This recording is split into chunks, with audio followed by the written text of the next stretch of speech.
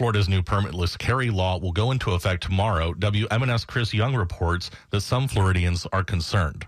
The law allows Floridians to carry concealed weapons without a permit. This makes Florida the 26th state to allow permitless carry. Governor DeSantis praised the measure at his State of the State address in March. A constitutional right should not require a permission slip from the government. It is time we join 25 other states to enact constitutional carry in the state of Florida. Carrie Kreisman is a volunteer with Moms Demand Action, a group advocating for gun control.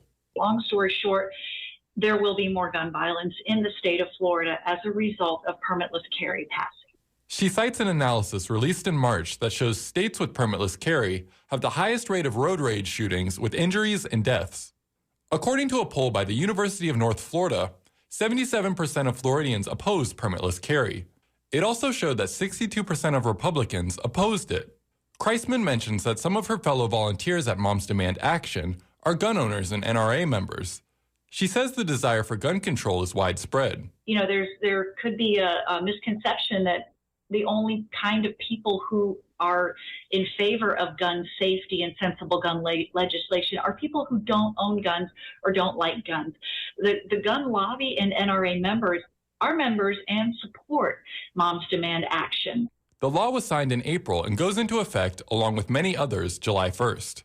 For WMNF News, I'm Chris Young in Tampa. Governor Ron DeSantis has signed a bill that will lead to state law overriding local regulations involving landlords and tenants. Margie Menzel has details. The bill was one of 6 measures from the 2023 legislative session that DeSantis signed on Thursday. In recent years, cities and counties, including in heavily populated areas such as Miami-Dade, Orange, and Hillsborough counties, have passed ordinances frequently described as a tenant bill of rights. These ordinances go beyond a state law known as the Florida Residential Landlord and Tenant Act. They deal with a variety of issues, such as notices about rent increases, notices about fees, and notices about changes of ownership. But the bill will lead to the state law trumping or preempting the local ordinances. For WFSU News, I'm Margie Menzel. Governor Ron DeSantis yesterday signed a controversial measure that directs transportation officials to determine if a waste byproduct from the fertilizer industry could be used in building roads. The measure, which drew opposition from environmental groups, will require the Florida Department of Transportation to study the use of phosphogypsum in road construction aggregate material. The department will have to finish the evaluation by April 1st. Phosphogypsum includes radioactive elements and is stored in huge stacks. It drew heavy attention in 2021 when about 215 million gallons of wastewater were discharged into Tampa Bay to avoid a potentially catastrophic breach at the closed Piney Point phosphate plant in Manatee County. Tampa police say a man is dead after an exchange of gunfire with officers during a traffic stop last night. Officers had responded to the 3700 block of Bush Boulevard in reference to a report of gunshots from a gray Kia Soul. Tampa Deputy Police Chief Calvin Johnson says officers got a description of a vehicle leaving the scene of a nightclub. Officers say they stopped the vehicle, and as they approached, Johnson says a passenger fired at them, striking a police vehicle, and 2 officers returned fire, striking the man who got back into the vehicle. Photos shared by police show bullet holes in the police vehicle. The driver took off but pulled over and gave herself up. Johnson says the man was pronounced dead. He says officers weren't hit and will be placed on routine administrative leave. In Polk County, there was a separate deputy-involved shooting in Frostproof, and the suspect has died there as well. The sheriff will brief the media with more details this morning. The League of United Latin American Citizens held a town hall meeting to help Floridians know their rights and become more vigilant in the wake of SB 1718, a new immigration law signed by Governor Ron DeSantis that will make it a felony to bring undocumented people across state lines and will require employers to use E-Verify to check immigration status if they have more than 25 employees. Jorge Velasquez is the program and partnership manager for Farm Worker Services with Bethel Farm Worker Ministry.